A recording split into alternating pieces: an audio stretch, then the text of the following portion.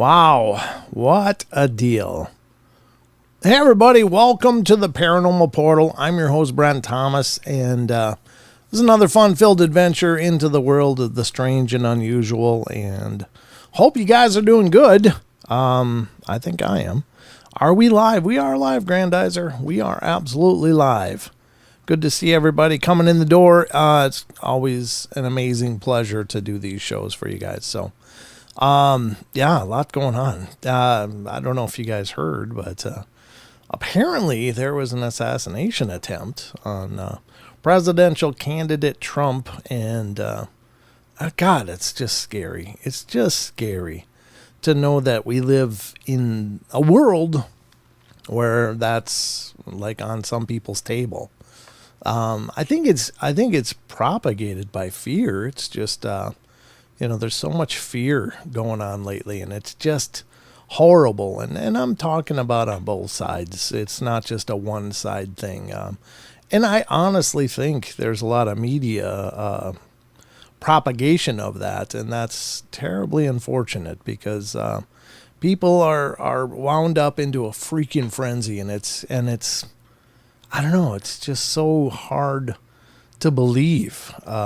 This is an incredibly polarized time, and one thing's for sure, I try to keep politics out of everything we do here on the portal, just because that could be John, that could certainly be, but because I don't want to think for anybody. I don't want my political views to become part of a determining factor for people.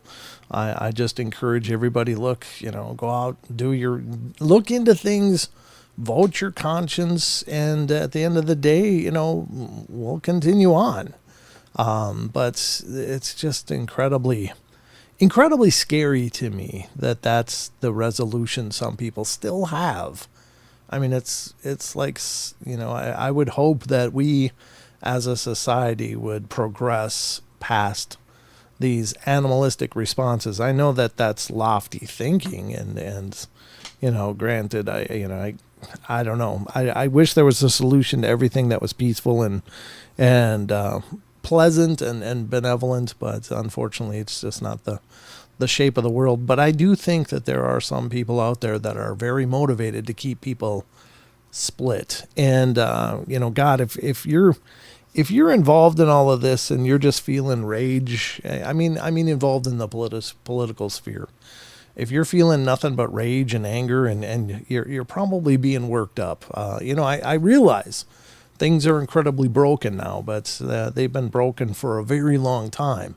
It's just that maybe now we're actually finding out more of what's been going on behind the curtain for a lot longer than we thought. And I'm talking both sides. Again, this isn't a one flavor deal. It's just there's lots of different entities, and I mean bodies of people that are vying for power, and unfortunately they're willing to just whip people into a frenzy to do it. So just please, I just implore all of you listening to the sound of my voice, just find peace and calm as much as you can, and trust that what is meant to be is ultimately what will come about by some measure, and whatever that means to you, I'll leave it to you. But just I'm feeling sadness too. Yeah, absolutely. It's very traumatizing, because it's okay. There's this idea now that didn't used to be where, and I don't mean to be preachy, so forgive me, but I can't not acknowledge this elephant in the room. I just can't. I don't have a huge platform here, but it is a platform, and I just want to please advocate for common sense and compassion.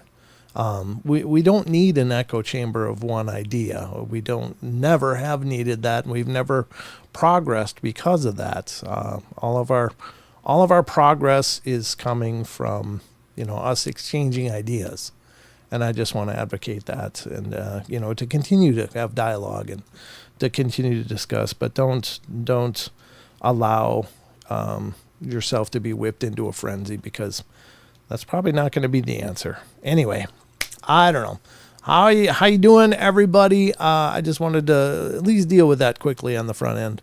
Again, I can't preach. I just don't pretend to be that knowledgeable about this kind of stuff. So I can just hope that we are doing better as a civilization.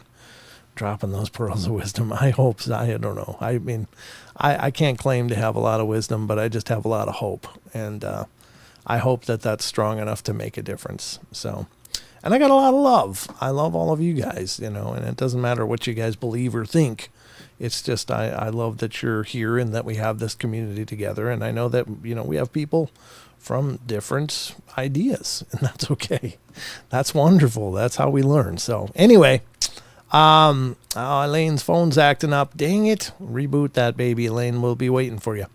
I cut up and joke when I'm upset. Yeah, no doubt, Flyer Tuck. I think comedy and humor is about all we can do. But Paranormal Portals rock the vote. Again, I'm not advocating one way or the other. I'm just saying vote your conscience. Vote your truth. And, maybe whatever that is will prevail. And maybe it won't. But it doesn't have to change, how we treat each other. So anyway, we got a lot to go through tonight. Obviously, it's Saturday night, so we're going to be getting into the news. It's a more abbreviated news version tonight. I don't think I have nearly as many articles. I pulled up several, but one of them might be a repeat. It was a little older, and I wasn't remembering. Did we cover this or not? So we're probably going to cover it again if we did, because, hell, repetition's how we learn.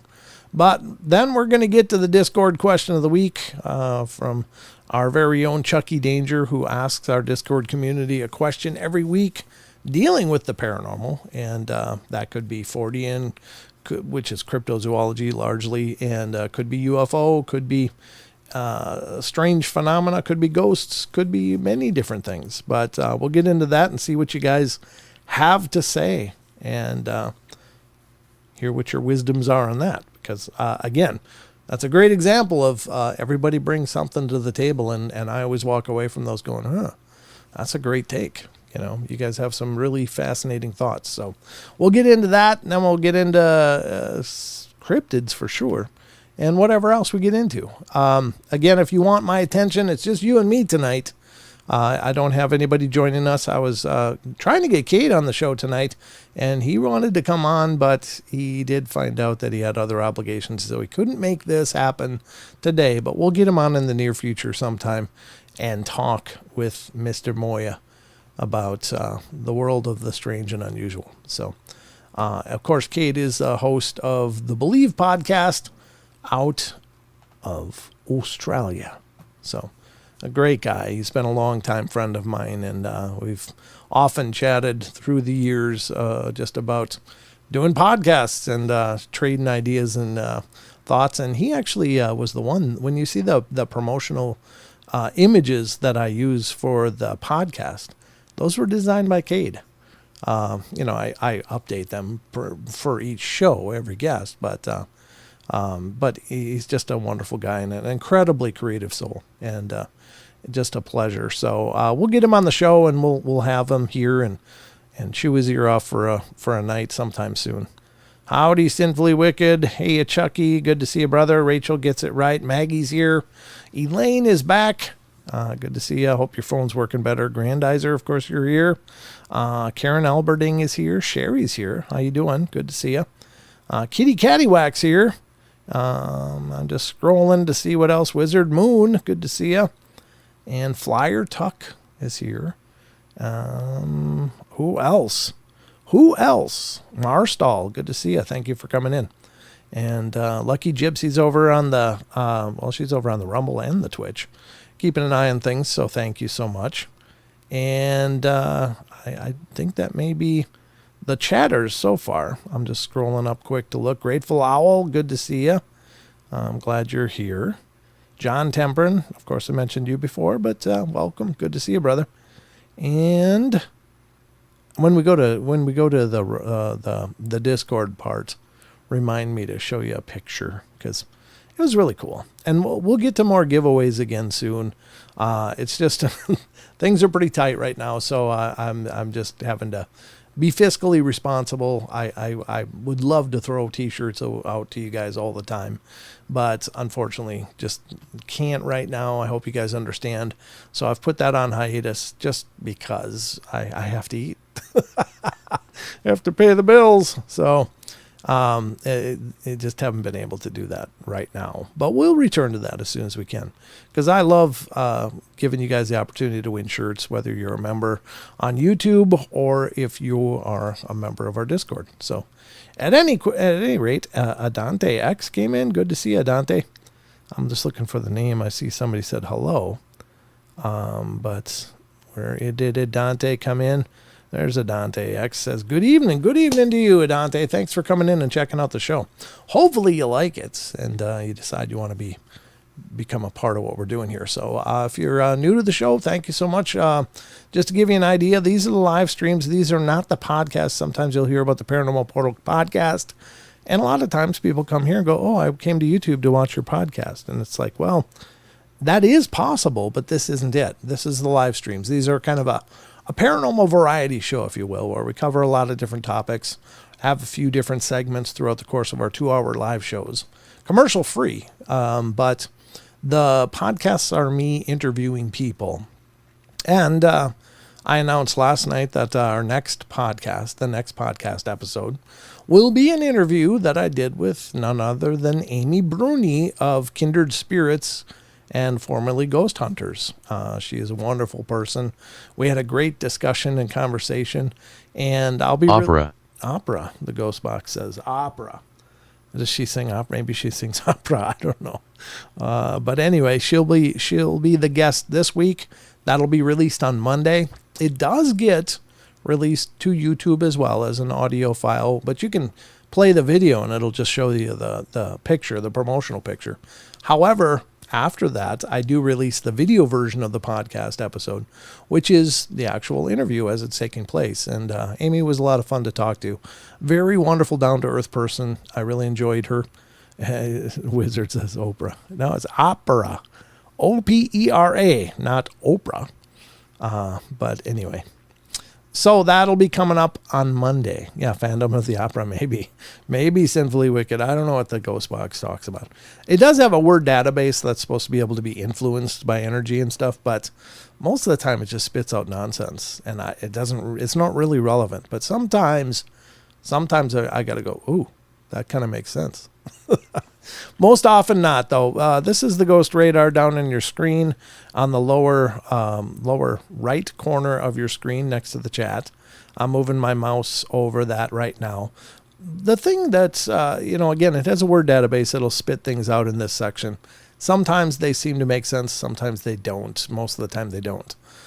It does seem that something is triggering at least it to spit out a word, but I'm not convinced that they are words of relevance that are being directed by spirits.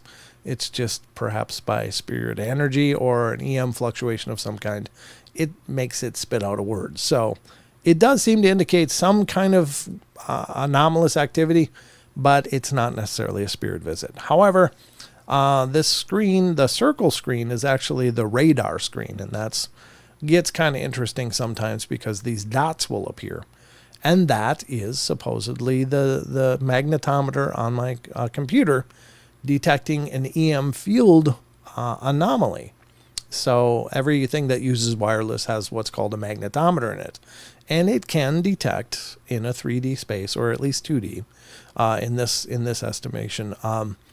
It can detect in a field around it electromagnetic anomalies, which it maps and then will show on the screen as these colored dots. Now, if it hisses, if it makes this sound, which is creepy as hell, that is supposed to indicate a very strong EM fluctuation, potentially being a stronger presence, perhaps. Now, I'm not advocating that it's for sure paranormal, but it's at least anomalous and doesn't seem to make sense why it's there. It could be something else completely, but at least for the sake of this, it'll detect them, it'll flash it on the screen. Draw your own conclusions. The verdict is out largely on EM being a reliable way of detecting spirit presences, but it's been used for years and years and seems to maybe have some relevance. But again, you be the judge. Yeah, that's too creepy. Well, it's true. I mean, magnetometers have been used. I've dropped this little nugget. This is something I learned years and years ago. But when wireless communication was really taking off, there was a university study. It might have been MIT, but somebody was able to use routers and actually map a house just based on the signals going out and the signals coming back. So they knew where rooms were and stuff, and they could actually map the people moving around in those rooms. So as wild as it sounds, wireless has the potential to be used for a lot more than just making sure you can upload your latest selfie or something. So there's apparently a lot of other uses that have been discovered, but are probably not widely available to us, the public, if you get my drift. But anyway, all right, so this is, I guess, time to go. That's everything on the front end. I just want to drop this little nugget. I've been dropping it lately, and hopefully some of you guys will be able to make this. But on the 26th and 27th, I will be here. And this is the Bigfoot Rendezvous, 2024 Bigfoot Rendezvous. It's happening in Pocatello, Idaho. And if any of you are able to make it, it'd be great to meet you. I'll be there at a table talking about the Paranormal Portal and trying to introduce more people to the shows. So if you're in the neighborhood and want to check it out, Michael Freeman, who was a guest recently on the podcast, he's the son of Paul Freeman and the Freeman footage. He will be there speaking, as will Dr. Jeff Meldrum, who's been a guest on my show a couple times, or at least once. I think just once. But Jeff Meldrum's an amazingly informed person and is incredible to listen to. Nico Spatafora will be there, Mark Marcel, David Ellis, and Squatch America will be there as well as me. But I'm not a featured guest there. I'm just going to be there at a table. I'm not presenting anything. So, to the whole conference, just presenting the Paranormal Portal. So I hope to see you guys there. If you can be there, that would be amazing. But that's coming up the 26th and 27th. The next function that I know I'm going to, I don't think I'm doing anything until then, will be Phenomicon, which is happening in Vernal, Utah on August 4th through the 7th. Or September 4th through the 7th. That'll be Phenomicon in Vernal, Utah. That is the area where Skinwalker Ranch is. And you can check that out at phenomicon.net. That's an amazing show, 4-day show. It's a huge show. And they do a hell of a job. But Expedition Bigfoot people will be there, as will the Skinwalker Ranch cast. If you're into that, the Mysteries of Skinwalker Ranch will be there. Nick Pope will be there. And I think David Childress was supposed to be there, but he had to cancel. But they got just a ton of people. I think George Knapp will be there. Just several amazing people will be there. And it's a fun show to be a part of. So if you can get there, that'd be great. Fernando, a.k.a. William DeFalco, Cryptids and Monsters, YouTube, is the next guest. I don't know. I don't even know Fernando at all. I'm happy to talk to anybody that reaches out to me. Generally speaking, I don't actively look for guests. A lot of people and publishers and stuff reach out to me and say, hey, would you be interested in having so-and-so on the show? And so that's been the lion's share. But I do get, if you go to paranormalportal.net, that's the homepage for the Paranormal Portal. There's a button on there that says interview me. And if you have stories, I'd love to talk to you. So just click that interview me button. It'll launch my calendar app and give you opportunities to pick a date and time from the dates that I have available for interviews. And I'd love to talk to you. So, hey, Dog Digger, good to see you. Came in and rumble. But generally speaking, I don't actively look for guests because I'm getting so many requests that I'm just taking those. So if I'd love to talk to Fernando, absolutely. I'm happy to talk to anybody that has a story and would like to come and share it on the shows. So, but yeah, Cryptids and Monsters. I'll have to look into that. I'm not familiar with them, but sounds like you'd be a fascinating guest. David Zeismer, good to see you. Thank you for coming in. Just hello to everybody. How's everyone doing tonight? I will speak for everybody and say wonderful, David. I'm the spokesperson tonight for everybody. But we got a lot to get through. So, Brent, wonder if you could interview Mac Maloney, host of the Military X-Files and author of the 1980 to current The Wingman. It's possible. I mean, again, Grandizer, there's about 1 million people I'd love to interview, honestly. And so I'm happy to, reach to get in contact with anybody. But, again, I very rarely have the opportunity to go out and hunt these things down just because I'm just taking them as they're coming and trying to keep up. So largely this is a one-man show. So, I mean, I don't have a team of people. Don does a lot of the producing on the podcast and does a wonderful job. But other than that, all the scheduling and organizing and coming up with things to talk about on the shows and life is, all mine. So it gets pretty busy, but I'm glad. I'm glad to see you well, Brent. Thank you. Thank you, David. It's good to be seen well. Alternatively, contact Brent here. Thank you, Maggie. Appreciate that. Maggie's posting it out there, the contact information. But you can email me at paranormalportalradio@gmail.com or go to paranormalportal.net and contact through that way. But those are the ways. Don is a great guy. Absolutely. He's been a long-time friend. Known him for years and years. But anyway, that is the front end of the show.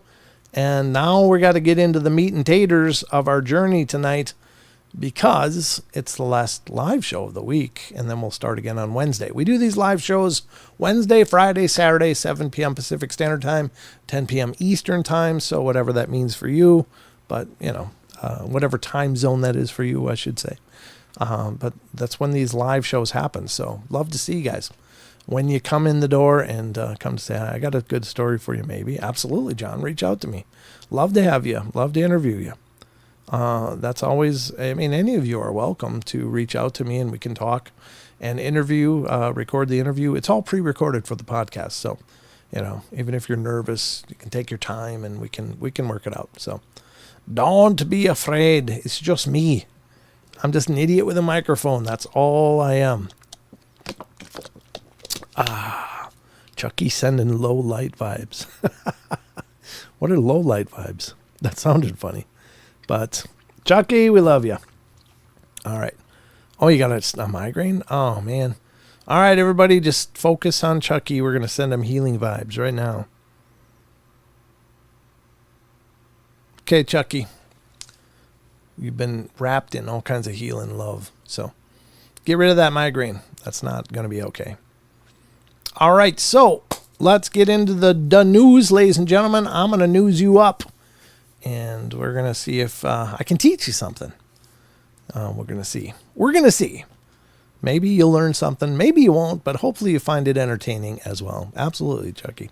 We love you, brother. Living in agony is no good. I had migraines for years and years and years, and my mom's had migraines her whole life, so I can appreciate that. And my ex-wife had migraines all the time. And Sheldon gets migraines. There's a lot of migraines in my life, so I can appreciate what that is like, not only personally, but just empathetically, loved ones going through it. So, yeah, my heart goes out to you, brother. I'm shaken up and not a happy camper. I hear you, Digger Dog. One day at a time, brother. One day at a time. Hang in there. We love you, too. All right, so let's get to the news and find out just what is boiling on the news platter tonight.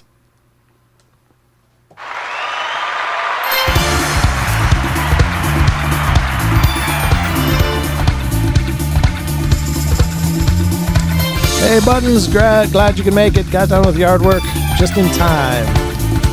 Well, thank God you're here. I bet your yard looks good.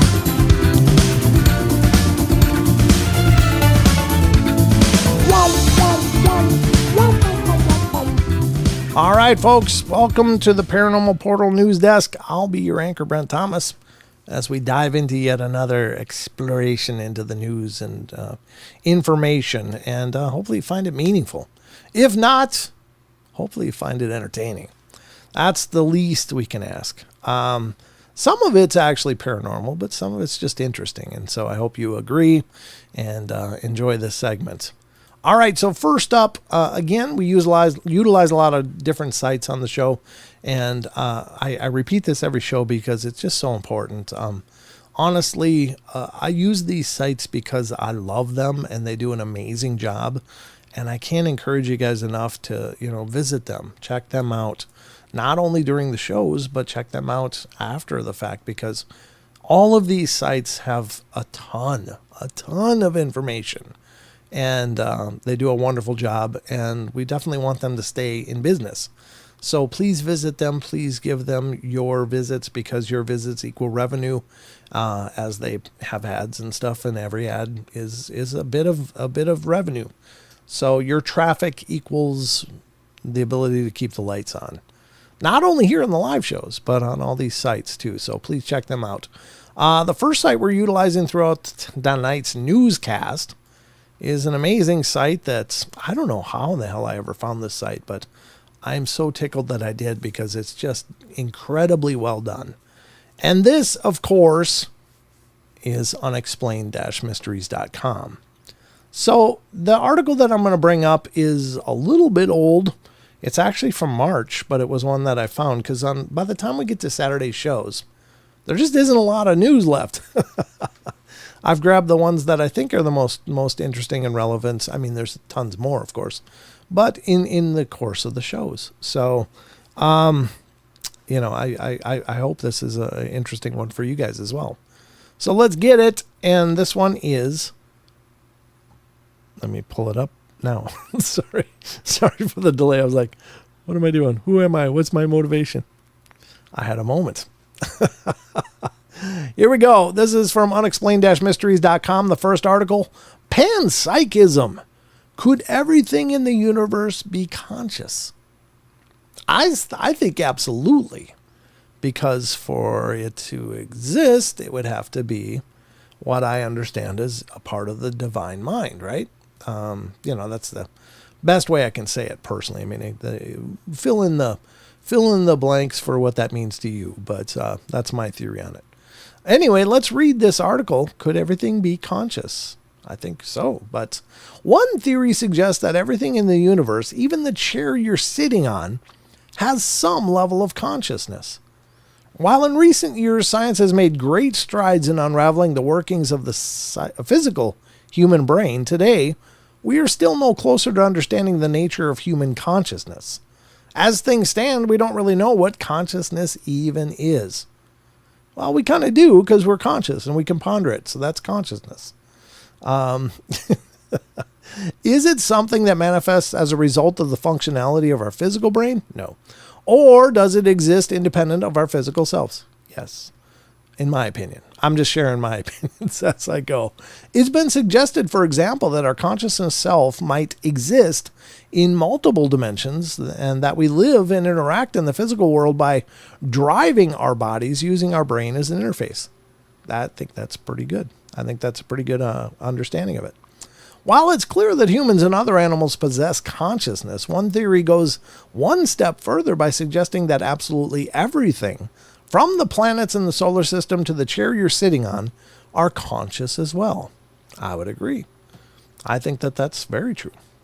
Known as panpsychism, I didn't know that word before today, but now we know it. The idea is not a new one, but a growing number of scientists seem to be subscribing to the notion that consciousness may be far more pervasive than we previously thought.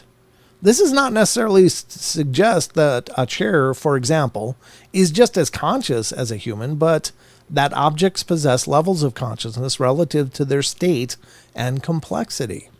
At the most basic level, even fundamental particles may possess some level of consciousness. Without fully understanding what consciousness is, how it works, and how it arises, however, it's impossible to say for sure what really does have consciousness and what doesn't. Agreed, but I think, again, if you agree with the idea that we are possibly just as a representation, that we are all an idea in the mind of God, and all that is an idea in the mind of God.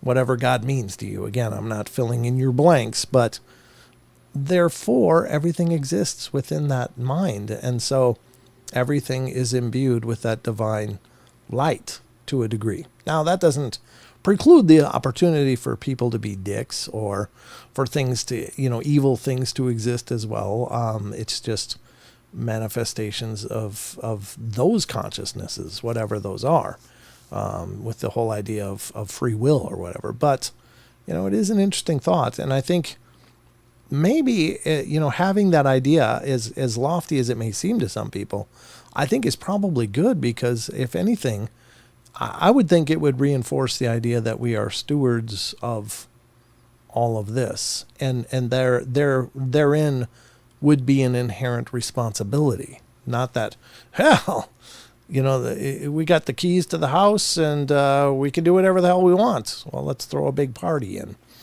steal the silverware. Not that kind of deal. Like it's something that we're responsible for, and in our own development and in our developments as a collective whole. So I think that it's a very powerful point of view, and probably a pretty good one. I don't know. It's a wild thing to ponder, but I think it's very powerful, and seems to maybe make us feel not so separate and alone too. If the divine is present in all things, then you're never really alone, because you're surrounded by all things. You're existing in all things. So I think it's pretty cool. Very, very cool. But anyway, shadow work and all that jazz objects, who knows? Cool to think about, though. Yes, absolutely. Absolutely. And there's in the Dead Sea Scrolls, it's, what was it? Split a log and I am there, and lift a rock and I am there as well. And, those concepts of, finding that divine light in all things, I think is incredibly powerful. And again, I don't mean to be preachy. That's not my mission ever to say you should think this way. I want you to think whatever makes sense to you, but I find comfort in it personally. That's just me. And I got a microphone, so you get to hear what I think. So anyway, that's my thoughts on that. Very cool. But again, come to your own conclusions. I believe everything absorbs energy, good and bad. Well, there is that idea that there's psychic imprints, of course, which may be a form of consciousness themselves. There's pain absorbed in everything, but there's also love absorbed in everything, and there's sorrow and joy and everything. And maybe that's how like physical mediums work. Like they can hold an object and say, well, this object, I can pick up things from it. I know. Oh, I know who held it. I know what it was used for. Whatever. So maybe that's how, because they can read those imprints of all, maybe several or a lot of what has come before with that object in focus. So anyway, great thoughts. Okay, well, that's the first article. I don't think we read that one before. That was one I was worried about. Is it a repeat or not? But I think that one's new. But if not, maybe it was just worth repeating. So I think the end times war may have just started. Well, I don't know. I'll say this, Ramon, that since biblical times, the end times were always starting. Just depends on who you asked. And I don't know. I can't say either way. But I guess it's up to you to determine whether that's the case for you or not. But I sure hope not. I sure hope not, because I really believe we can do a hell of a lot better. We just, got to get there. I hope this isn't what we're left with. Like, hey, well, it's time to close up shop, folks. Get in line. We got to sort this out. It's like, oh, no, I know I should have done that. I hope we have more time for our personal redemptions before someone hits the light switch. But, that's me. I just try to be optimistic. All right. Let's get to the next one. And this is also from unexplained-mysteries.com. I don't think we covered this one. This one's a little bit older, but not really older. I thought I skipped over this, and I hope I did, because we're covering it tonight. But this is from July 1st from unexplained-mysteries.com. Deputy pulls over flying saucer on the interstate in Missouri. Meet George Jetson. His boy Elroy. That's like the ghetto Jetsons right there, I'm telling you. And I don't think that qualifies as a flying saucer, but I'm not sure it qualifies as street legal either. Let's see what this says. It says a particularly unusual road user was recently pulled over by a sheriff's deputy in Crawford County, Missouri. Local authorities have pulled over some strange vehicles across the United States over the years, but this latest example is perhaps one of the weirdest things we've seen to date. According to a Facebook post by the Crawford County Sheriff's Office, deputy spotted this very unusual contraption driving along the interstate through Crawford County, Missouri. There you go. Gotta love it. Resembling a flying saucer, the road-going UFO was piloted by, two friendly humanoids. And as it turned out, they were heading to Roswell, New Mexico to attend a UFO festival. They're going to Roswell. Good for them. That's pretty cool. That's a hell of a way to arrive, but you just hope it has air conditioning, because that'd be a hell of a terrarium to be stuck in on the down south during the summer. Jesus. All right, let's see. It says, well, you never know what will be traveling through Crawford County, but this one was a little out of this world, the sheriff office wrote. These friendly humanoids who have come in peace are heading west to Roswell, New Mexico for a festival. Wonder which one. World UFO Day. The anniversary of the Roswell crash. There was a brief conversation about his out of state registration, but he assured us that he'd take care of the issue when he returned to Krypton. I see what they did there. So is it Superman? Is that who was in there? Anyway, let's continue. He was also warned about our strict enforcement of warp speed on the interstate and to keep his phasers on stun while traveling. Keep his phasers on stun.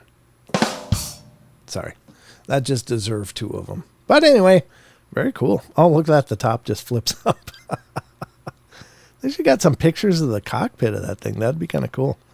I'll bet you have no blind spots whatsoever. It's just a dome. God, that must be hot, though. I hope it has good vents. Jeez. Wonder what they built that on. If it's on the interstate, it's got to be cruising, though, right? Either that or he's pissing off a lot of people. It's like the old lady going to the grocery store in the right lane or the left lane, just driving like 40. No, I'm late. Well, anyway, that's definitely an eye catcher for sure. Very cool. Never heard of that before. Have you guys heard of that before? That is awesome, isn't it, Wizard? I think that's pretty cool. There you go. I never heard of that before today, but there it is. I mean, I saw a reference for it, but we read it tonight. So you just never know what's going to turn up on the Portal News. That's all I'm going to say. Next up, I don't know if we're going to read this one, or maybe we'll read this one. No, we'll read the first one. This is, I don't know much about this person. The soothsayer, Baba Vanga. I assume I'm pronouncing that right. But her predictions were apparently pretty striking. I don't know. I mean, I just heard rumblings of them. I've not dug into them in any depth at all, other than just a few passing articles here and there that I've seen. But this has to do with Baba Vanga. And of course, this was the blind mystic, and she's passed away now, but she apparently made a bunch of predictions. And according to unexplainedmysteries.com, we're going to be diving into, did blind soothsayer Baba Vanga's predictions for 2025 and beyond? Well, apparently she left a lot of future instructions. So the mystic, who is attributed with foretelling many major world events, made several predictions about the upcoming centuries. Born in Bulgaria in 1911, Baba Vanga spent most of her life in the Kozu Mountains and was renowned the world over for her prophetic visions about the future. While a great deal of skepticism was always surrounded the accuracy of those predictions, many people remain adamant that she successfully foretold a wide range of major global events. Even though she died back in 1996 at the age of 85, her predictions are still referenced and scrutinized for indications of what might come to pass in the future. According to various news outlets for 2025, she predicted the beginning of a series of events that would culminate in the end of civilization several thousand years in the future, the year 5079. Oof. Well, let's hope we've learned to hit the stars by then. This will initially take the form of an unspecified deadly conflict that will take place in Europe. Her prediction for 2028 was a lot more bizarre. Apparently, humanity will be desperate for energy and will go to Venus to find it, which seems unlikely given that Venus is essentially a high-pressure hellscape. Yeah, it's not where you take the kids, that's for sure. By 2076, Vanga predicted communism will have taken over the entire world. Oops.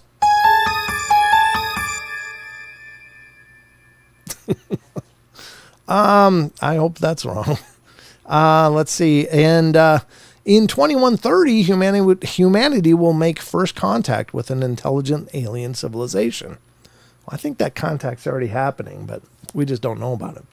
Things get a little out there beyond this point, with some sort of war between Mars and Earth occurring in the year 3005, and the Earth being no longer able to support life in the year 3797. This leads on to 5079, Vanga's prophesized end of days. Well, there you go, Ramon. We got time. It's not until 5079, apparently. Of course, it's important to take these predictions with a pinch of salt.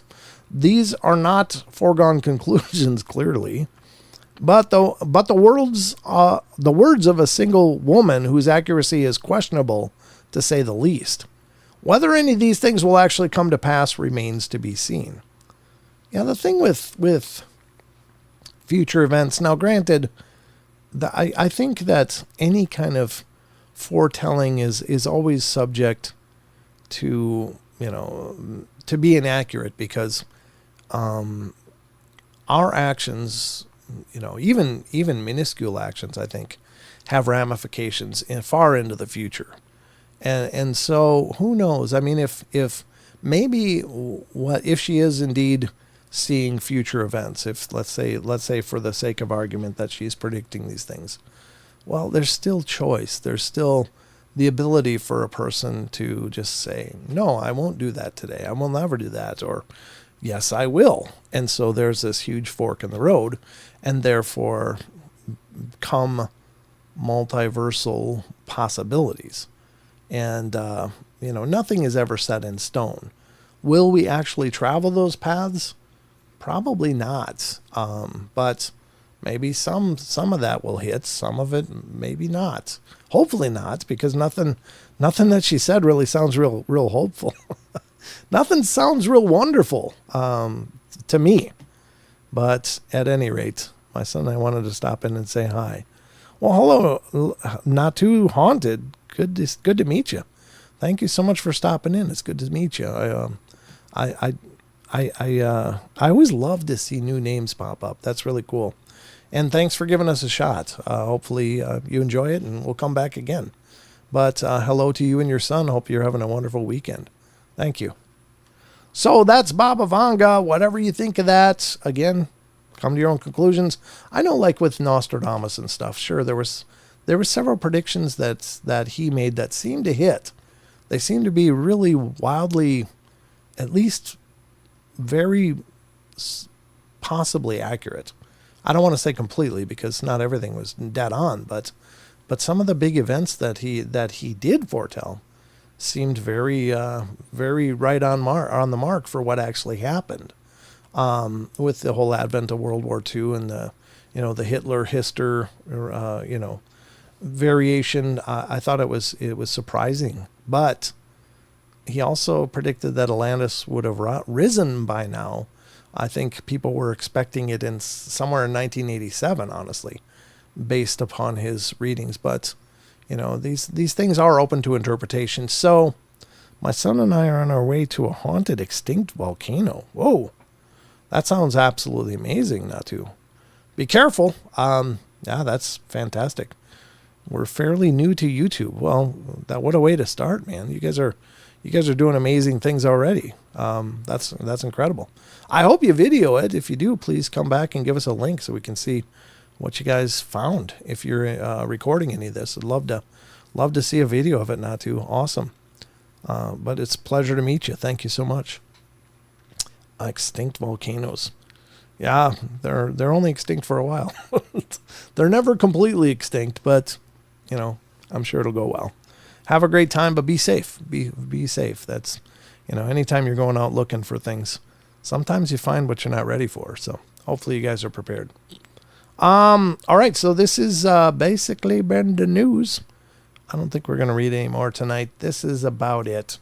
I had one more article pulled up, but I was like, I don't know. It's not really, to me, not that exciting. So I'm going to skip it, and we're going to move on to the next segment. So with that in mind, folks, thank you for being a part of the news. Let's get on to the rest of the show.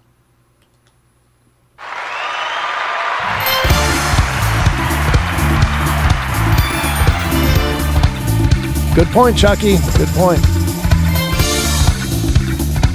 I'm on the Oregon-Idaho border. Oh, you're not too far from me.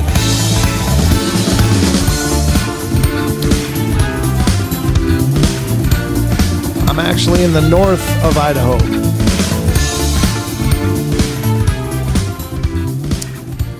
All right, folks. There you go. Yeah, I'm up in the north tip of Idaho, not too. So you're not real far from me. And if you're not doing nothing on July 26th and 27th, head over to Pocatello, Idaho, because there's a Bigfoot rendezvous going on over there the 26th and 27th, and I'm going to be there. And so will Dr. Jeff Meldrum and Michael Freeman and Nico Spatafora and David Ellis and several other people. And it'd be cool to meet you. And your child as well, your son. Just be careful. All right, so anyway, yeah, we almost hit our 200 sub mark. Well, congratulations. That's wonderful. It's double tough nowadays to start a YouTube channel, believe me. I mean, I've been on YouTube since 2017, and I've never had that meteoric rise, but we've always grown at a very steady, consistent pace. But yeah, I mean, my dad was born in Pocatello. Okay. Well, there you go. Well, if you get a chance, head over there.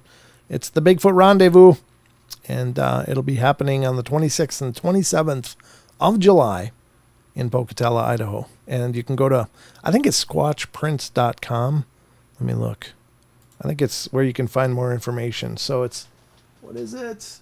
Oh, tickets and info at sasquatchprints.com. Here it is on screen for you, Natu, if you want to check it out. But yeah, I'll be there. I'm going to head down there and put up a table and talk to people about the Paranormal Portal. So if I got to meet you, that'd be outstanding. And then you can tell me all about your investigation. All right. Very cool. So, all right, folks, we're on to the next part of our show, which is a really cool one, but I got to relaunch. I had to close Discord because of that install that was happening right at the beginning of the show, and I ended up canceling it because it was just doggy as hell, and I might not have launched the show even yet the way that was going. So I was like, screw it, I'm canceling it. But I closed Discord to try to push it along. But anyway, so we're going to get to the next segment of the show, which is the Discord question of the week, folks. Let's dive into that now. And here we go.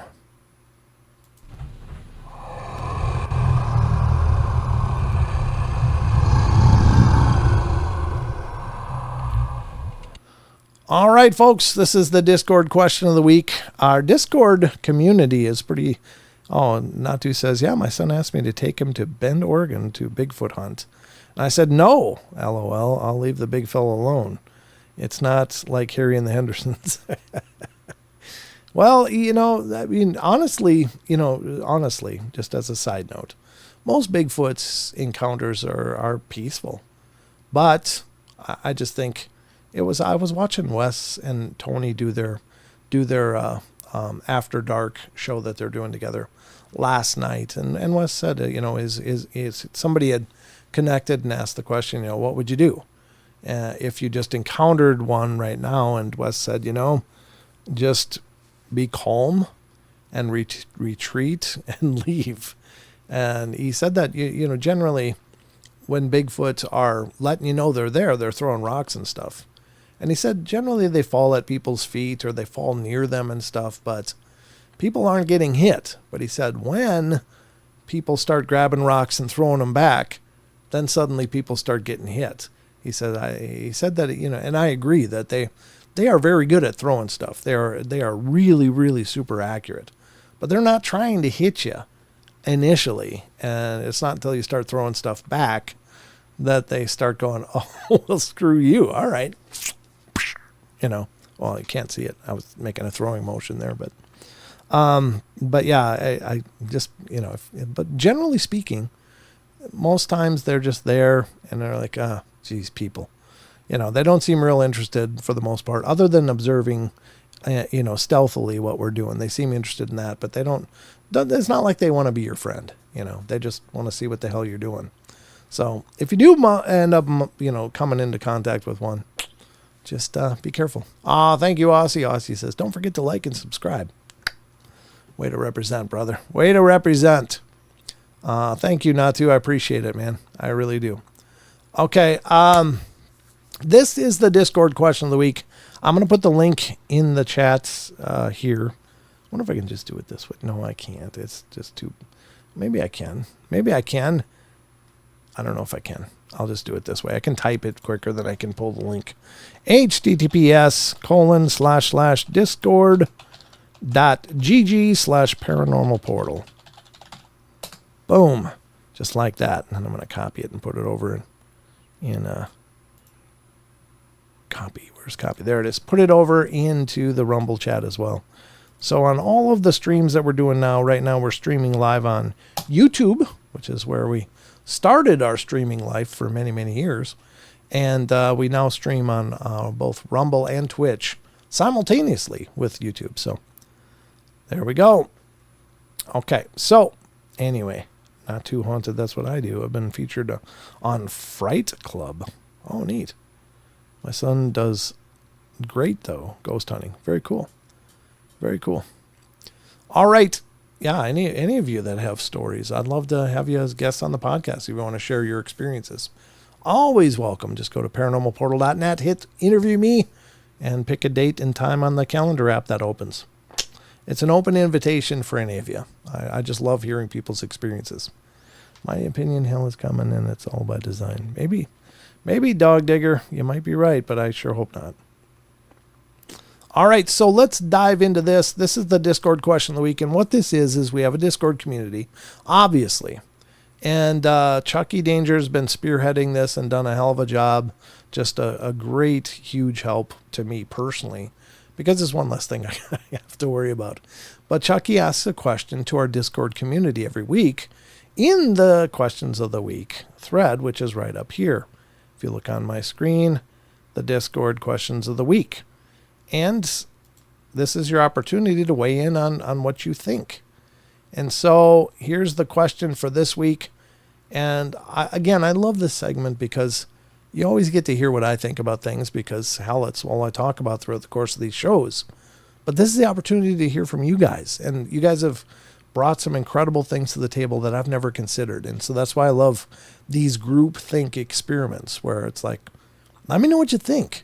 Now, I will say, look, there's nobody knows for sure, so you can't be wrong.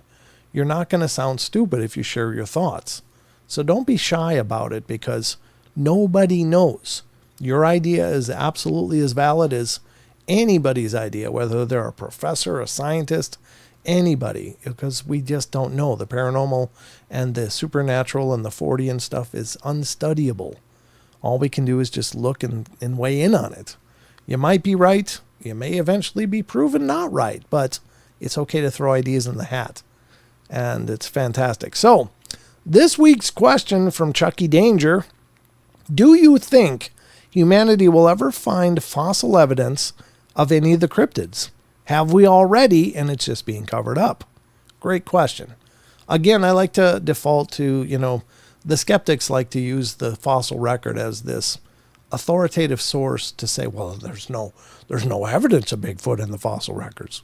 There's no evidence of Dogman in the fossil records. Not yet, but we're finding new things to add to the fossil record all the time. The fossil record is only a compendium of what has been dug up currently. There's so much that we haven't learned. We're learning stuff every day. So to use that as an authoritative source is an absolute miscarriage of reasoning, because it's not a complete source. And it just can't be used as an authority because it is evolving all the time. It's possible they'll dig up a whole community of Dogman fossils or remains or a village or something at some point. Who knows? There's historic references for things like cynocephaly and stuff that seem to imply there were dog-headed people running around. So anyway, this is a great question. I'm really excited to see what you guys got to say. So John T comes in first, says, I think the majority of cryptids are interdimensional and not from our timeline.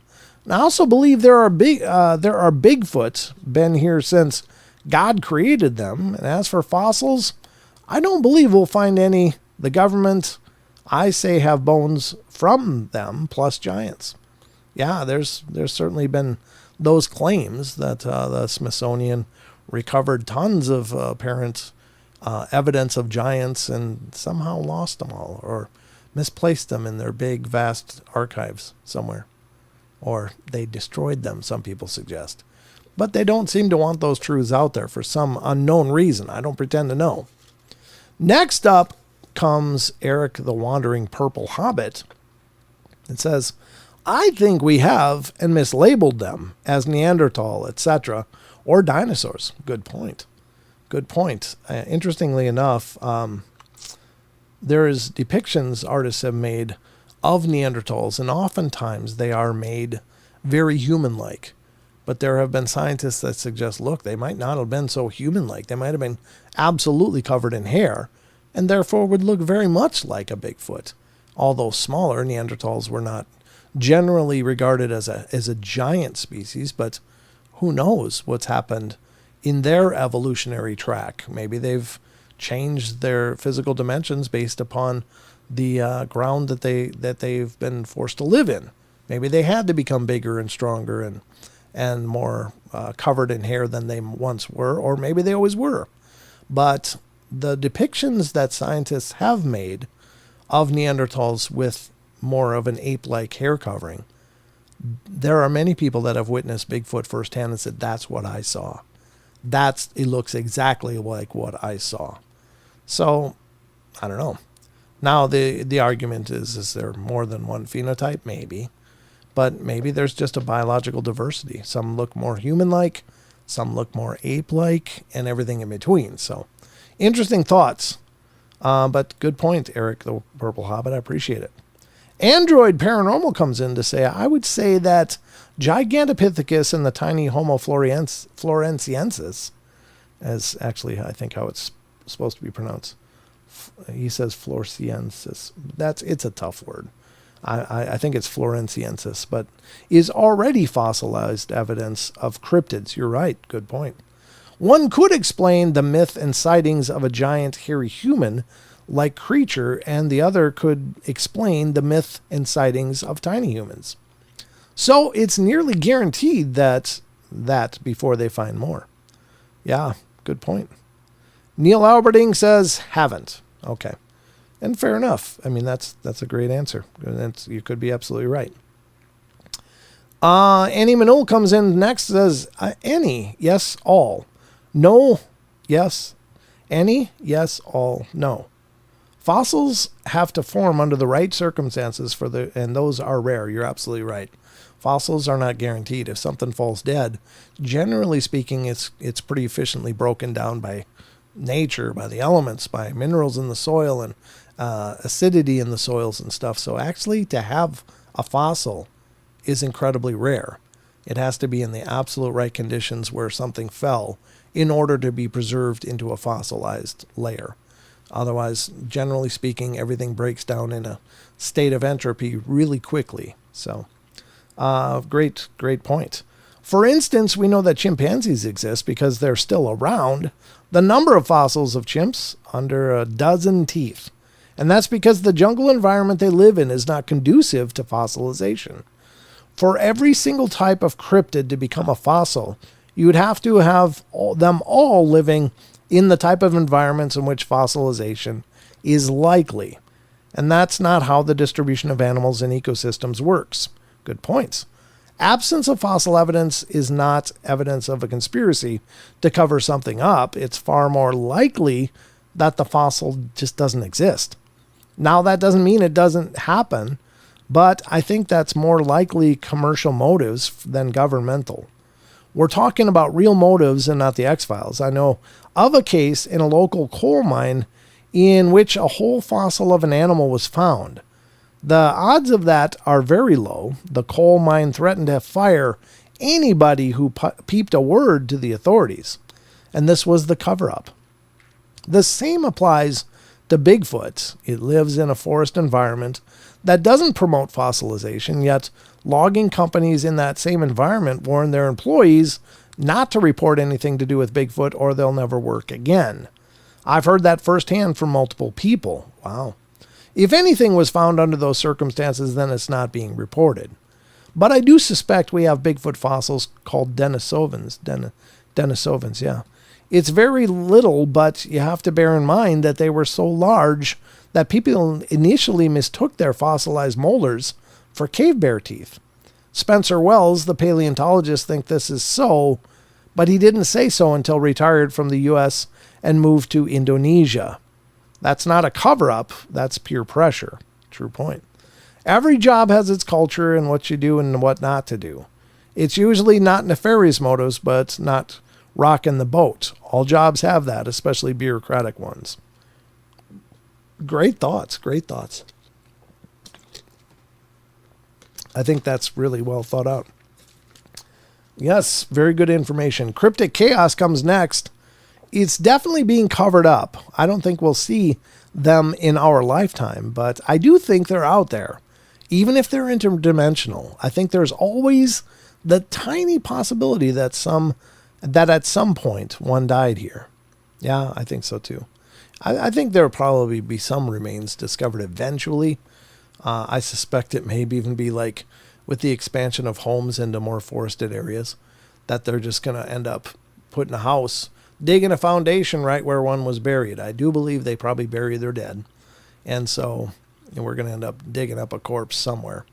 And it'll probably raise hell because I think they do it with very intent purposes of it not being disturbed. And when it gets disturbed, it's probably not going to be a good location for a house anymore. Maggie M10, I can't add much more to Annie's excellent answer. Other than, I do know from my own experience, if something is deemed impossible or unbelievable, many people, particularly academics, will not be the first to call it, will not put their name to it, and will not jeopardize their career even with the evidence. Yeah. In my opinion, there will, and has been incredible pushback against anyone in the academic field who ventures into the fringe and brings back challenging evidence and hypotheses. I would hazard a guess, in addition to vested interests from mining companies, as we've seen here in Western Australia, when Rio Tinto blew up a 46,000-year-old sacred Aboriginal cave that hadn't been fully documented. The very nature of human beings and the 15-degree leeway from established theories has a lot to do with it, too. If anything has been found, I find it likely it would be shut down just from peer pressure and fear of loss, etc. That would come with trying to challenge established beliefs and societal constructs. Whether we have or haven't, I don't know, but if we have, it would be hard to bring it to the forefront, I think. Well, there's great truth to that. A wonderful person in the Bigfoot communities, and I've met her several times and had her on the show a few years back. She was on the podcast. Amy Boo, it's B-U-E. She has this this project called Project Zoo Book.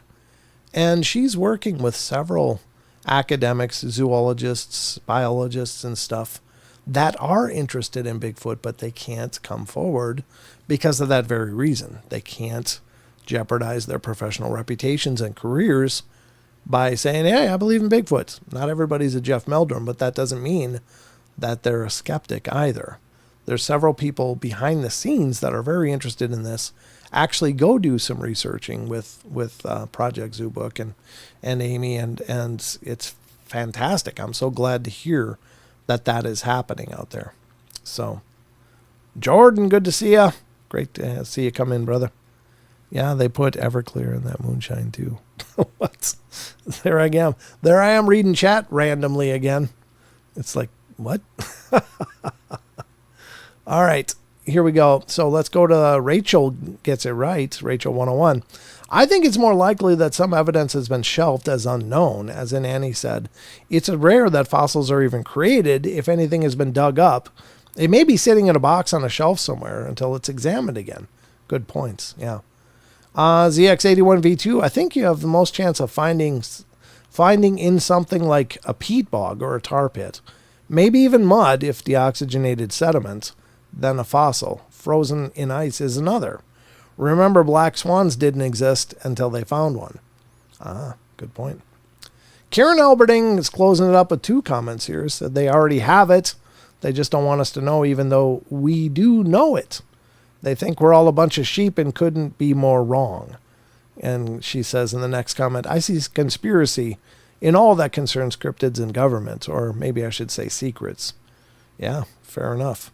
Great thoughts, everybody. Wonderful ideas, wonderful feedback and thoughts on this. And yeah, I mean, I think there's been absolutely ample evidence, even if you just look at like footprint casts with dermal ridges and even deformities and stuff. Jeff Meldrum has several. Even Paul Freeman casted one that had a deformed foot. And it's a huge cast. It's a huge cast. When I was at the, come on, keep up, Brent. I'm trying. It's hard, David. It's hard. But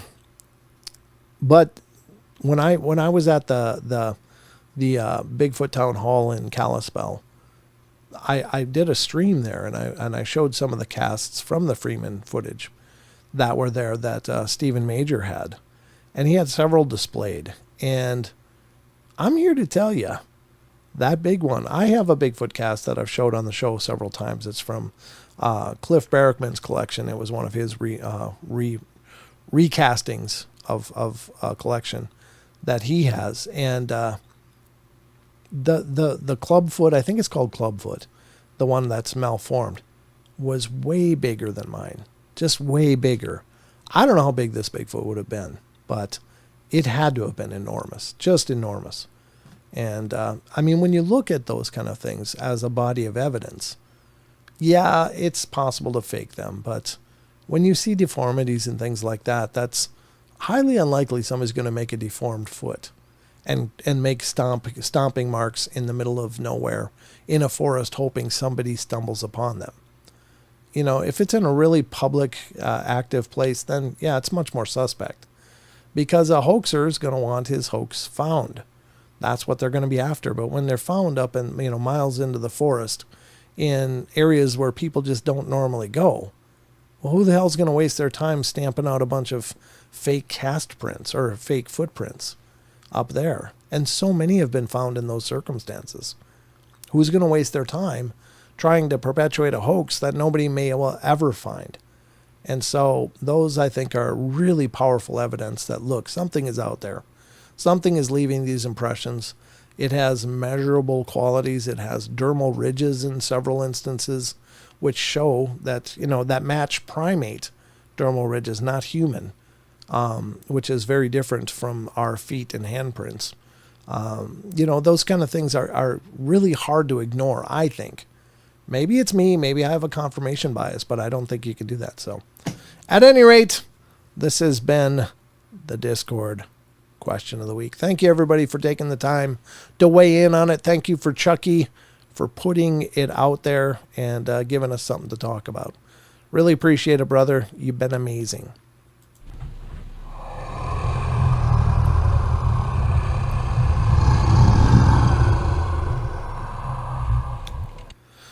All right, that was the Discord question of the week, folks. And I love that segment. I really do. I think it's a lot of fun. It's just really cool to hear your thoughts on things, folks, because you all have, I mean, the beauty of doing a show like this is that I don't do this show for I mean, of course we discuss things in very basic ways sometimes, and then we discuss things in incredibly comprehensive ways, but it's not like I'm speaking, generally to people that have no idea what the hell this stuff is. You guys are well versed in so much of this, probably much more than me in many cases. And I love that because I learn so much from you guys. And that's the really cool part about doing a show like this. I just think that's really powerful.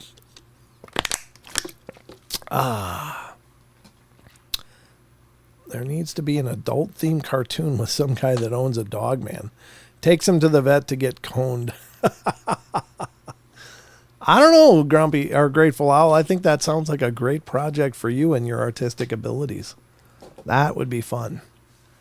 You and Rachel could probably whip up something amazing, I'm sure. If you want to collaborate, that would be really cool. But yeah, if you guys make it, I'll put it on here. I'd be happy to showcase artworks and creative ventures like that. That'd be fun. Yep.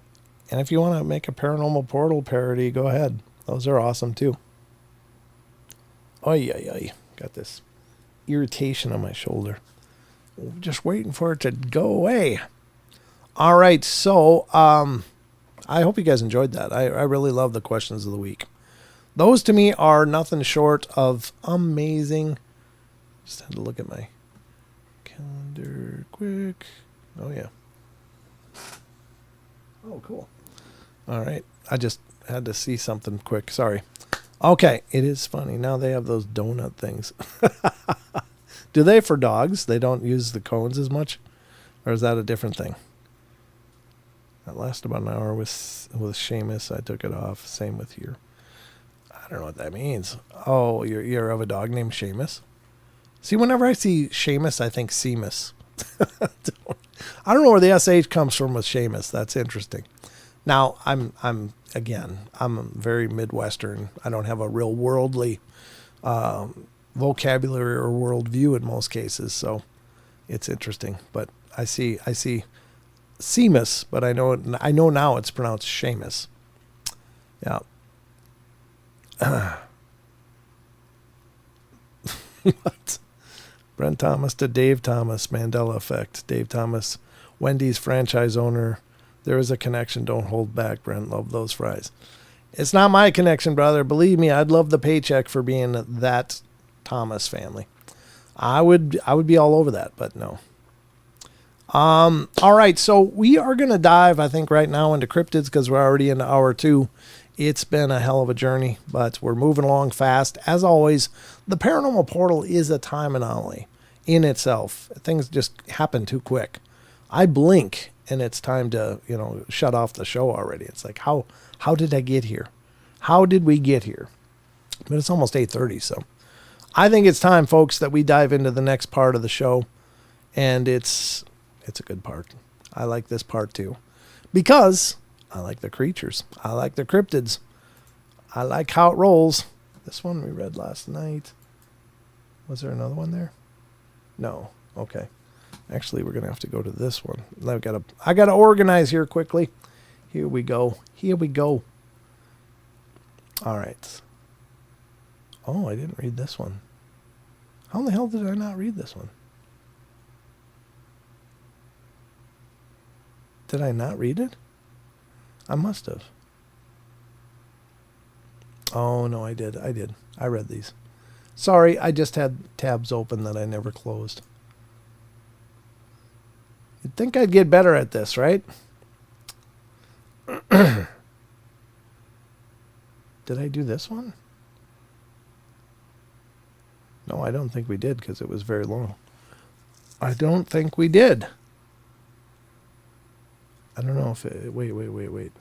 I got to see, because we're going to do cryptids, and I got to just look at this quick.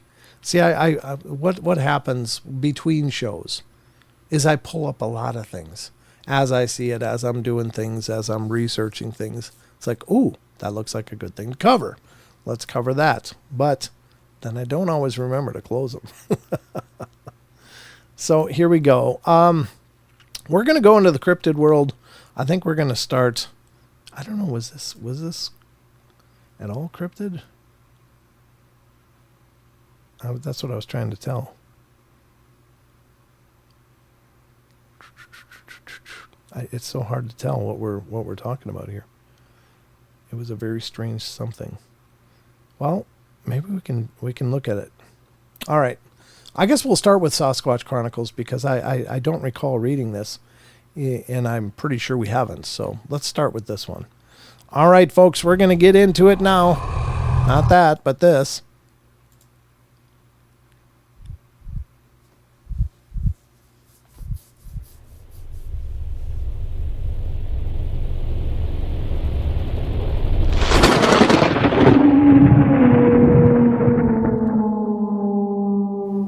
Is it too late?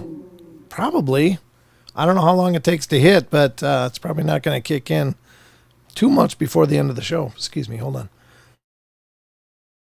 I'm gurgling here. I'm gurgling, folks, because it's just what I do. I get all froggy. Guerro. Is that how you say your name? Guerro? Borracho? Good to meet you. Thanks for coming in. But yeah, I mean, if you want to drop like 4 hits acid, party on, brother. It's your choice. I don't advocate any of that, because I've never touched this stuff. But, far be it for me to make choices for you. Maybe give it a whirl. You might enjoy the show a lot more, or maybe not. Not sure how that works. Maybe your screen will start melting or something like that. I'm not sure. But it's nice to meet you either way. Thanks for coming in and giving us a shot here on the portal. All right, let's go to the cryptid corner, folks. We're going to start with an amazing site, SasquatchChronicles.com. And this is an article, again, please check out the SasquatchChronicles.com. Visit the blog, because there's so many things Wes posts there, and it's incredible. He does a great job. And this is from July 10th. It was a very strange something. That's what I was looking at. I was like, is this more UFO-y, or is it cryptid? And I don't know. It's a pretty long story. It's going to take up a pretty good segment of the cryptid corner, but by God, it's got to be worth it. Somebody put this much time into writing it. We should talk about it. It was a very strange something from July 10th, the Sasquatch Chronicles blog. Here we go. A listener writes, this happened to me on January 25th, 2024 at the Poverty Point UNESCO World Heritage Site in Louisiana. The park includes several Native American mounds from 3000 to 1100 BC and semicircular earthworks. The tallest mound is about 6 stories high, with a modern staircase leading to the top. Wow. There are many details that, as I've been researching, point out things I noticed but didn't really register at the time. The more I learned about the dots connected, Okay, I read that wrong. I was aware of skinwalkers, but I didn't know much about them. So I want to tell this as it played out and what I was thinking as it happened, and then go into why I think it was a skinwalker. I don't have any video of the actual skinwalker, but I have a few videos of eerie howling in the woods. I was on my way back to Mississippi from Texas on a work trip and stopped at a gas station off of I-20. I was in northern Louisiana and had seen signs at the Poverty Point UNESCO World Heritage. And I'd read about it before, and after much mental deliberation, I decided to drive the extra 15 minutes and just check it out. Well, the sun was starting to go down and the park had already closed, so I didn't know what to expect when I get there. I'm driving through flat fields for farm animals and crops. The setting sun made the sky so beautiful. I was glad I decided to take the scenic route and make this pit stop. Well, as I pulled up, there was no fencing or anything to prevent me from taking my self-guided tour. There were also no people. This park is miles from the nearest town, so everything was quiet. The fog was dense and low to the ground. The sky was beautiful. It was the perfect atmosphere for a reflective experience. I parked in front of the gates to the visitor center, somewhat blocking the driveway, but since it was closed, I didn't think it would matter. I walked about 5 minutes up the trail, which runs through the field between some of the earthworks and leads to the mounds, when I saw a car pull up behind where I had parked. The driver got out and seemed to be inspecting my car, and I thought it was a park ranger wanting me to move out of the driveway. I considered going back to see what was the issue and if I needed to move, but I just said screw it and kept walking. As I followed the paved path, I was looking for the stairs to get to the top. Apparently it was too dark and I missed them. Whoa. Very nice. What the hell just happened? Who did that? Gift Elaine. Very nice, Elaine. Thank you.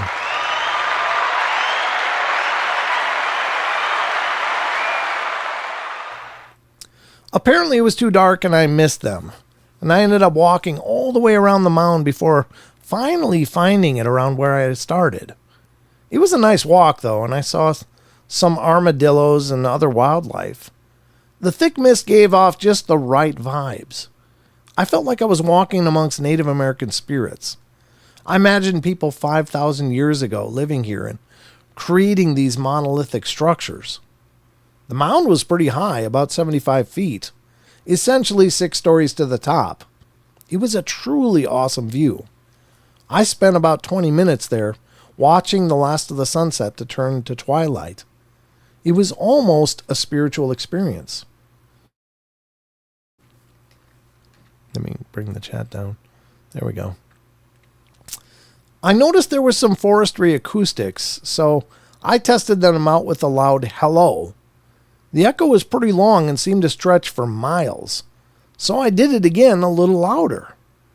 The dark had really started to fall at this point, and it was time to get back down the road. Well, I shot one last video from the top and started to go down the stairs once again. As soon as I was descending, the forest became louder. The bugs started chirping louder. The atmosphere over the course of a minute went from quiet to heavy static. And that's when I heard the first howls. Well, I went back up to the top to check it out, and for the next few minutes, there were howls of what I assumed to be coyote. I could almost point to where the sound was coming from in the woods below me. The howls were eerie.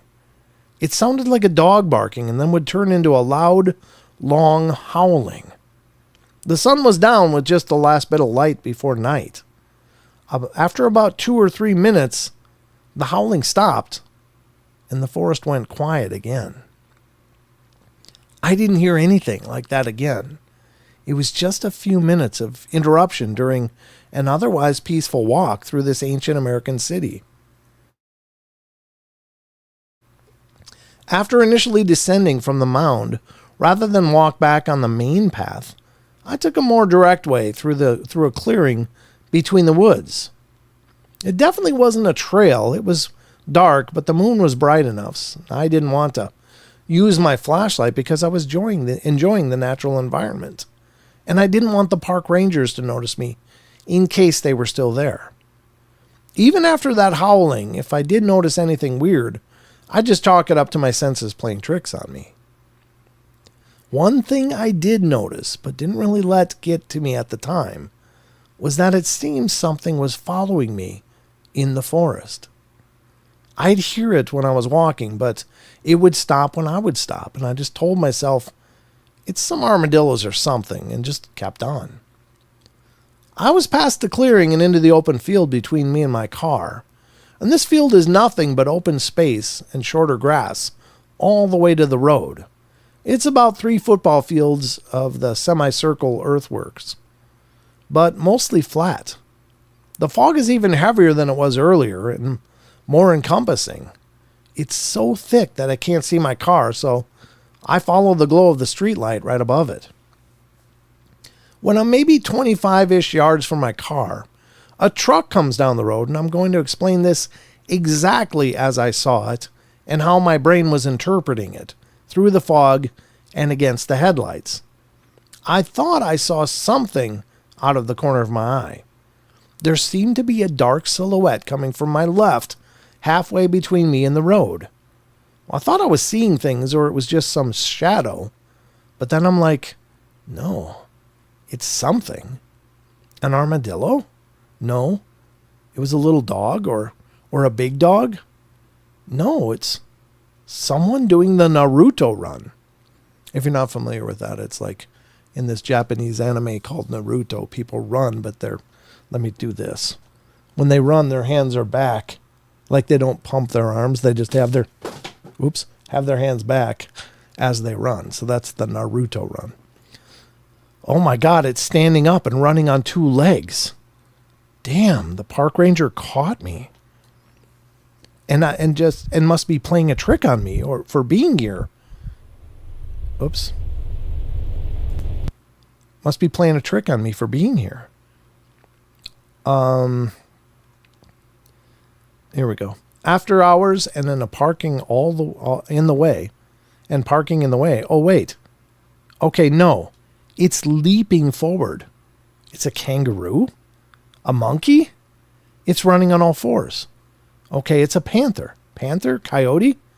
The silhouette is chasing the car. It is running with its front and back legs out, then in, then out, and then in. It's running so fast and so unnaturally. The first car gets to the intersection and turns as another car comes up from behind. The headlights shine on the creature enough for me to see its lightish brown fur and limby, I guess, I don't know how you say it, limby, large body. It's still running parallel to the road and keeps chasing the second car into the darkness. This encounter probably lasted about 15 seconds as I stood there a bit stupefied. What did I just witness? My mind really wasn't processing what I was seeing. It looked like a bunch of different animals, but also not like any of them. I'm pretty sure I can exclude park ranger from the possible explanations. I called my cousin and said, I'm not crazy. Just stay on the phone with me for a minute while I walk to my car.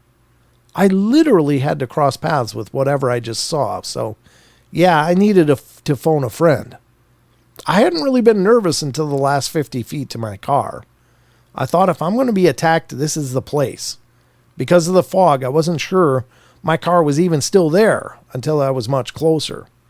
I was praying no one had towed it out of the way, but there it was. I've never been so happy to see the unlocked lights come on. I get in the car, lock the doors, and say to my cousin, I have no idea what the hell I just saw. I tell him what I just saw, but was having a hard time describing it. It was like, it was this, but then it wasn't this, but it was kind of this, but also nothing like that. Some kind of kangaroo, monkey, panther, dog, park ranger. It ran in front of me. There was the fog, but literally nothing but flat field of grass between me and my car. So I've had a hard time trying to rule out what it could have been. I even considered a few hopping armadillos. It was just way too big to be a coyote or anything smaller than a large adult panther. It really wasn't like any animal I could identify. Well, after getting home, since it was a mound site, I started looking at Native American myths. After some scrolling, I found a drawing that looked almost exactly like what I had seen. The website said it was a skinwalker. It's so strange how well a skinwalker fits into my experience. Native American lands, the howling, the woods stalking, the shadowy silhouette shaping into the small animal transforming to a human form, and then to a large animal chasing cars. I don't know. There are just a few too many similarities for comfort. So I found out I could have seen a skinwalker or another mythos of Louisiana Native Americans. Whatever your guess, it's as good as mine. All I know is that whatever it was a very strange something. Yeah, really creepy. That's a hell of an experience. My God.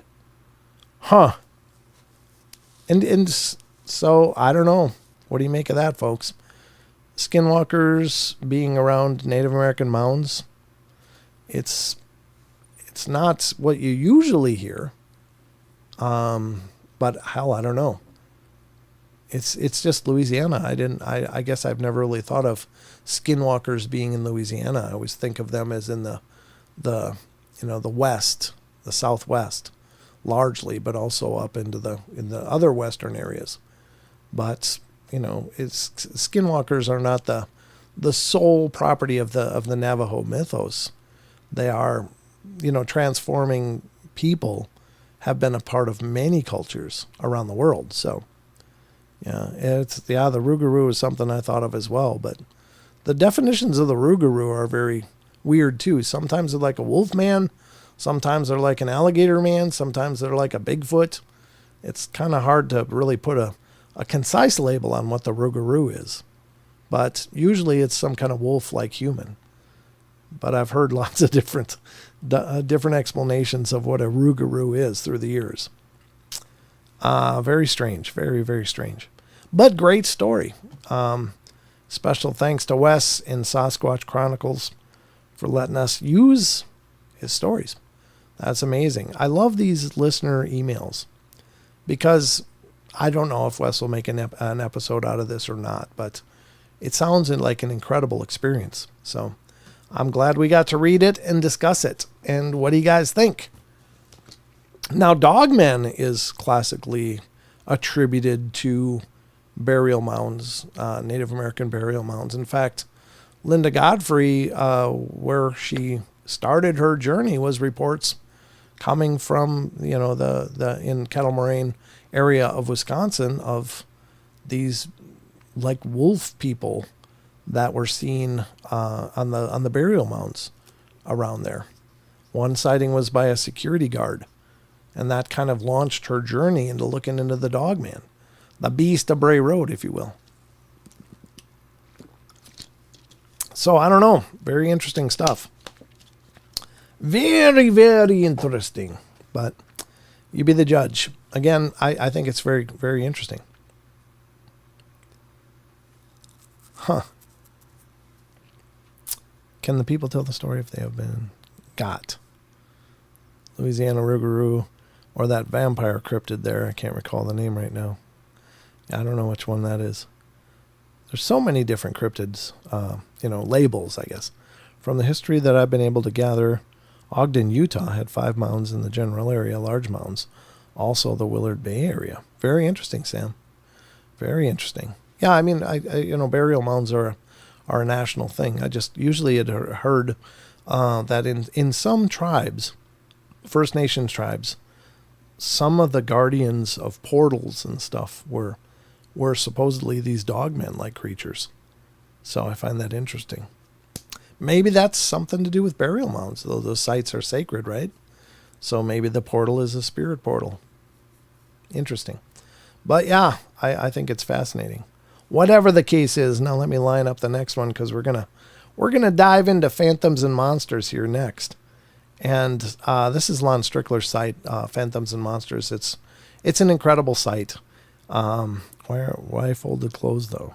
That keeps me awake at night. Are you talking about the missing 411 stuff? Yeah, that is interesting. Car and called. It had several legs and arms. I do remember before it flew and disappeared into the tree. It had a texture that resembled tree bark. What are you talking about, Nathan? Nate Natu, rather. Sorry, Nate Natu. We're in my cannabis. I gotta go back up and find out where you started this whole explanation. Maggie, you trip on my ferry experience, and I lost a friend on that one because he saw scared him, and he hasn't come back. Natu says, and goes on to say, we were in my cannabis garden because I grew weed for a family member of his, and he had cancer, but a thing flew out of a near tree and grabbed my cheek. He was literally looking right at it, but he ran to his car and called and said it had legs and arms. I do remember before it flew and disappeared into the tree, it had a texture that resembled tree bark. Wow. So it grabbed your cheek. That's amazing. I'll never forget about that texture. Yeah, that's fascinating. And I guess it's probably makes sense that they would have a pretty robust camouflage, or at least the ability to camouflage. Oh, Mr. Fleshrot. Hooty hoo. Sorry I'm late, but better late than never. Don't worry, I'll be rewinding. Well, thanks for coming in when you can. I know real life happens. So, Dogman may be an interdimensional being that had a breeding population originally as guardians, but with the passage of time, they drifted away from guarding those mounds and populated into the woods. Yeah, it's possible. I mean, any again, just like the question of the week, we just don't know. So any idea is just as valid as any others. Great thoughts, though. There's just a lot of references to these strange beings in a lot of different areas, so it's hard to know what the nature is. But again, I think it's important to pay attention to those First Nations wisdoms, because these people knew the world around them. They lived in balance and harmony in most cases with the world around them, and they were aware of these things and lived usually in respect with these things. I know there's some cases of like Bigfoot battles between some tribes and the Bigfoot or some version of them, but generally speaking, you got to pay attention to those old wisdoms. They knew the world around them. I promise it opened my mind up, and I grew up Christian, so it really got me open-minded. Yeah. Any kind of experience like that now, too, is transformative for sure. And that's, kind of the story, I think, for a lot of us, is that we're all just fine and dandy until something comes and slaps us in the face and says, hey, you think you know reality. You think you know the world you live in. You think it's kind of all sorted out. It's this safe place, right? We are, we understand the world around us and we know how to live in it. But then something happens that it's like, we don't know anything. We don't know anything. Something just happened that is not supposed to be possible, but it happened. So amazing. All the same, who knows? Another latecomer will also have to rewind. It's okay, Grantardo. Watch when you can, guys. I love that you come in when you're able to. That's all that matters to me. I know not everybody can make the show times, but I'm so pleased that so many of you watch when you're able to. So, the Kachina, not just a doll to play with. What is this, Sam? What are you talking about? That's the problem. If I'm not able to watch chat, I miss so much of the conversations. I saw a documentary on Missing 411 in British Columbia, Lane, and my old house is in the documentary. Oh, really, Chucky? Yikes. What happened there? I promised to open my mind. Yep, we covered that. I'm just scrolling through chat here, please. Please smash the like button. Absolutely, Maggie. Brent, dog-headed people, or Dogman, tell us about the dog-headed people in medieval art and legends. That's the Cynocephaly, Grandizer. They were this ancient race of apparently very ferocious, fierce warriors. Some a lot of legends of them being on the battlefield and just dominating. They were just absolutely on a different level as far as what they were, able to accomplish in battles, allegedly. And there's medieval representations, artworks that represent these dog-headed soldiers. Now, some people have theorized, well, it was just a special hat to make people creep out, try to make them uncomfortable. And I never delete a video, Grandizer, but the Cynocephaly appear to be some actual possible race. Maybe it was more superstition than it was fact. It's hard to say, but then there's Saint Christopher in the Catholic faith, who is regarded as the dog-headed saint. And he apparently converted to Catholicism and became, what do they call it when somebody's classified a saint? But I forget the terms, but, that's an interesting take. There's some artwork depicting him as this saint with a dog-like head. Now, a lot of people wonder about if the Cynocephaly is the same thing as what we understand the Dogman to be. And I guess most people I've talked to don't think that they were one and the same, that there's something different. Whether it's, the digigrade versus plantigrade knees, that dogmen appear to have backward knees, whereas the cynocephaly, by all intents and purposes, were man-like, but they had these dog heads. So it's not like they were, fundamentally, physiologically different from humans except for their head. They were generally big and ferocious, but they weren't unhuman-like. Whereas Dogman is basically regarded by those that have seen it as looking like the werewolves in the Underworld series. That's the most common representation that I've heard with Dogmen, is that people that have seen them say, look just like the werewolves in Underworld. Or Van Helsing with, what's his name, the guy who plays Wolverine, that he was in. There's apparently people that say they look more like that. But either way, I mean, those are almost interchangeable anyway with various modifications. But, the whole werewolf thing. So it's possible that maybe the werewolf legend was brought about by dogmen. What we understand to be dogmen now. Why do they call them dogmen? I don't know, because when I think of dogs, outside of German Shepherds and stuff, I think of like beagles and black labs and golden labs and all these floppy-eared dogs, and chihuahuas. When you think of a dogman being like a chihuahua, it's like, well, just give it a little kick, send it on its way. But no, they are widely regarded as being werewolves. Hugh Jackman, thank you, Aussie. That's the name I was looking for. It was just gone from my head, and I know that name. I love the Wolverine movies. So, all right, could Dogman be a hellhound passing the threshold of hell? No, because hellhounds aren't usually depicted as being bipedal. They are a supernatural, apparently ferocious, maybe even unkillable dog, but they aren't generally depicted as walking upright. They are just a huge black, red glowing-eyed animal looking like a big black wolf or a large feral dog. Maybe like a German Shepherd. Most classical depictions make them very wolf-like, but they don't seem to be one and the same by the stories. Could they be? Maybe. Hell, I don't know. Anything is possible, but I heard an old man bring it up. What'd you hear? The Sioux had a band of what were called dog soldiers. Yeah. Men on horseback that fought with much ferocity. Yes, that's true. That's true. I remember hearing about the dog soldiers. Could Dogman be a hellhound?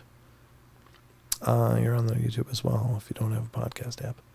Okay, just checking the chat. I do want to get to this one last article. I'll read it quick. I don't know how big it is. It's actually not too bad. We should be able to get through it in a few minutes. But this is from Phantoms and Monsters, and I want to encourage you guys to check out Phantoms and Monsters as well. As I said before, all the sites we use on the show are amazing, and Lon has done an amazing job with Phantoms and Monsters. Check it out. There's thousands of encounter stories over there. Lots of research that they do on many different cryptid themes. The Mothman, Dogman, Bigfoot, and all the supernatural stuff as well. So check it out, and you can find information on Lon's published works and Phantoms and Monsters Radio, which is Lon's podcast. And I really encourage you to check it out on YouTube, because Lon does live streaming and he talks about a lot of these articles. And he's the guy. I mean, he researches these things and can give a lot of background information that isn't necessarily included with the actual article. So definitely check out Phantoms and Monsters Radio on YouTube. So let's dive into this one. This is Phantoms and Monsters, Asuang. And if you're not familiar with this is a Filipino from the Philippines, kind of like a vampire. And it's more like a bat-winged cryptid, but it's basically regarded as a cross between like a human and a demon or something, or a bat. And it's just apparently absolutely terrifying. But let's hear this one. A young Filipino boy encounters an Asuang that is hanging outside of his window. It flies off after realizing it is seen. Sorry. I'll learn how to talk here eventually. I've received several Asuang sighting reports over the years. Well, let's get into this one. I saw an Asuang. It's a mythological creature based in the Philippines, and this is my story, and it happened in December many years ago in the 1990s. I forget my age because this happened a very long time ago, and I was still young when this happened. I woke up because of the light. My aunt was getting ready to go to church, and it was already 5 a.m. I pretended to fall asleep because if she knew I was awake, she'd take me to church with her. The kid wanted to sleep in the no. My aunt left and turned off the lights, but I was very scared at that time. I don't know why, but I just can't shake the uneasy feeling, so I turned on the light. Excuse me. My brother and I were sleeping on the opposite side of the window. The curtain was open, but there was a screen so that mosquitoes could not get inside the room, and I put the blanket over my head because I was scared. Well, 5 minutes later, I felt very hot and I was sweating all over, so I removed the blanket from my head and eyes, and my eyes suddenly looked at the window. You know, when a person is staring at you, your brain can detect that he or she is staring at you, so you look back at the person. Well, anyway, what I saw in the window made my jaw drop. I saw a human dangling outside of our window. The eyes are bloodshot and the face is covered with hairs. I can't tell who because of the hairs all over the face, but it looked female-like. When she knew I saw her, she immediately flew off, like the wings covered the entire window, and she flapped the wings very, very heavily. There is no way in hell that was an ordinary bird because it flapped very heavily as if it were a person. Also, it's impossible that it's a prank because we're on the second floor, and our second floor is very high, like the steel ladder can't even reach it. That's how high it is. Also, there are no railings outside the window that a person can hold on to. So it's impossible, just impossible. There are no posts near our window and no trees for a person to climb and peek through the window. If I had never seen that thing, or whoever it was, I would never to death believe that they existed. As they say, to see is to believe. I always ask myself, even to this day, are they the fallen angels? What are they? Like, I have so many questions, but no answers about them.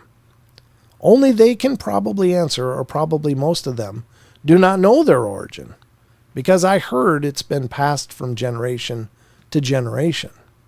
It is similar to a spiritual healer or a legit psychic if the psychic/spiritual healer dies. Question marks. I don't know. That's interesting. But whatever they are, they're apparently there. We don't hear a lot of reports about Asuang. I mean, they're out there. There are some reports. And God, I would never want to see that. That would be absolutely horrifying. But I mean, look at that depiction.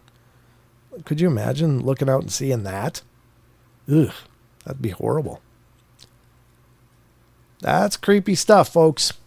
But that's an Asuang. And I like talking about different cryptids from time to time because there's a lot of different ones out there that people have reported through the years. And either, I don't know what to make of that. I mean, could there be really that many things we don't know about?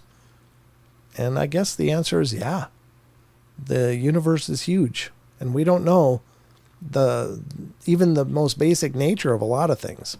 We're just learning a lot of things, but I don't see why they couldn't be real. These things are all based on something. Again, even the most bizarre legends are based on something. Like something probably stirred people to believe in something of the sort. It didn't just emerge from nothingness, right? Maybe it's an extreme exaggeration. Maybe it's some kind of mutated bat. I don't know. I mean, I just don't know. But whatever it is, it's an unknown. And in the Philippines, they take that stuff pretty seriously, I think. At least a lot of the old timers do. So I wouldn't mock it. It's understandably odd to think about because it's just not something that we're accustomed to here in the West. But you know, it doesn't mean that they're wrong. It doesn't mean they're not seeing something. So at any rate, I don't know. You be the judge. As always, I don't tell you what you should believe or not believe. You come to your own conclusions, but I just put it out there for you to think about. That's the journey of the portal, folks. So I think it's hungry. Could be. Well, there you go. And Maggie says she's going to do some reading on the Asuangs tonight. Yeah, it's an interesting concept.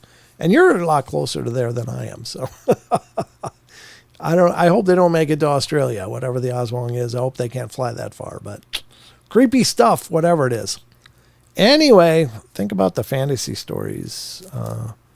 I don't think they all came out of nowhere. Exactly. I'm not saying people couldn't create some fictions. I mean, I'm pretty sure there's no Hogwarts or, Harry Potter's out there flying on brooms, but it'd be neat if there were. I'm just saying that'd be cool. But, some things are complete, creations of fiction. But even if you consider Star Wars, a lot of the philosophies and the ideas of Star Wars were based on a lot of different worldviews from different cultures all over.